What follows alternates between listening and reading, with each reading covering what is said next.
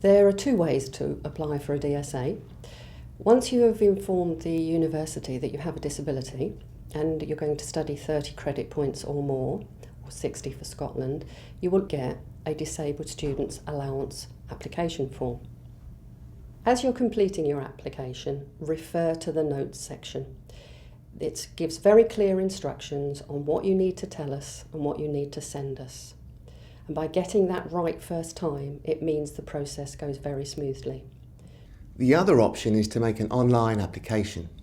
If you're in England, Wales or Northern Ireland, you can apply online at www.open.ac.uk/DSA/apply. If you're in Scotland, then contact your national centre. The online application takes you through the process a step at a time. It will miss out any questions that aren't relevant to your particular situation.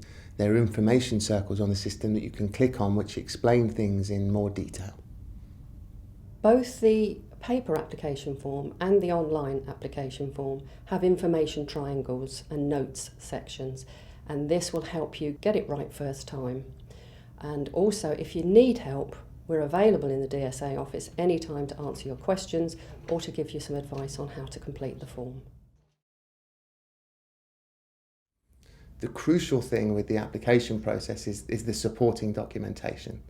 If the form's wrong, we can ring you up and we can ask you what you meant by a certain question. We can fill it out for you to a certain extent. We can't do that, unfortunately, with the supporting documentation. So we need you to supply a certified copy of some ID. So that would be either your birth certificate or your passport. And crucially, the certification needs to be written in a very specific way. The ID needs to be certified by a very specific person. The government have given us a list of people who are approved to do that. The list is in the application. It's also in the small guidance leaflet that we send out with the forms. The guidance leaflet also specifies the text that needs to be written on the certified copy. But essentially we need to know who the person is, what their position of responsibility is, and they need to state clearly that they have seen your original documentation and that the copy you're sending in looks like the original. The medical evidence needs to contain specifically a clear diagnosis of your condition. And in the case of specific learning difficulties such as dyslexia or dyspraxia, then we need to see the full diagnostic assessment that was carried out by the appropriately qualified person. Applying for a DSA. Use the accompanying guidance notes.